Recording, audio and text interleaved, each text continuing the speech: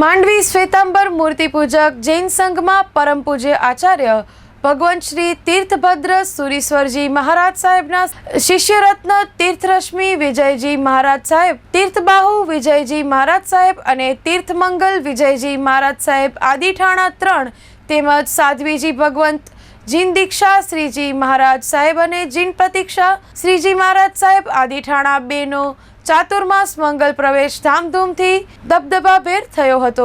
Mahavir band પાર્ટીના નાદ સાથે ન્યાય કોર્ટ પાસેથી નીકળેલા ભવ્યાતિભવ્ય સામૈયામાં માંડવીના જૈન સમાજના 5 ગજના ભાવિકો બોડી સંખ્યામાં ઉમટી પડ્યા હતા। આ સામૈયામાં ગુરુજી અમારો અંતરનાદ અમને આપો આશીર્વાદ। આજનો દિવસ કેવો છે? સોના કરતાં મોંઘો છે। સોના કરતાં મોંઘું શું? સંયમ સંયમ જેવા ધાર્મિક નારાથી વાતાવરણ ધર્મમય બની ગયું હોવાનું માંડવી તપખત જૈન સંઘના પ્રમુખ ચંદ્રેશભાઈ શાહ અને મીડિયા કન્વીનર દિનેશભાઈ મણીલાલ શાહે જણાવ્યું હતું।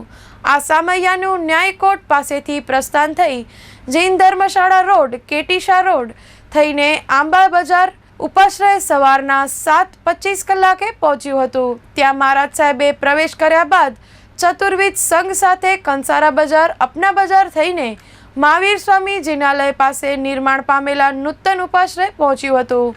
માંડવીમાં 14મી જુલાઈથી શરૂ થનાર 46 દિવસના રત્નમય તપમાં જોડાવા સાધુ ભગવંતે અનુરોધ કરતા તપના પાસ મેળવવા ભાવિકોએ લાઈન લગાવી દીધી હતી। આ તપના 13 જુલાઈના અત્તરવાયણા માટે માંડવી તપખત જૈન સંઘના મંત્રી વિરલકુમાર વાડીલાલ શાહ અને ટ્રસ્ટી અતુલભાઈ હરિલાલ શાહે પોતાની ઈચ્છા વ્યક્ત કરતા સંઘે તેમને આદેશ આપેલ હતા। બ્યાસણા કરવાના લાભ સેવા સ્થળ ઉપર જ 30 બ્યાસણાના લાભાર્થીઓ નોંધાયા હતા। કિશોરભાઈ સંગારેન્ડ પાર્ટીએ સંગીતની રમઝટ જમાવી હોવાનું માંડવી તપખત જૈન સંઘના પૂર્વ ટ્રસ્ટી અને મીડિયા કન્વીનરે જણાવ્યું હતું।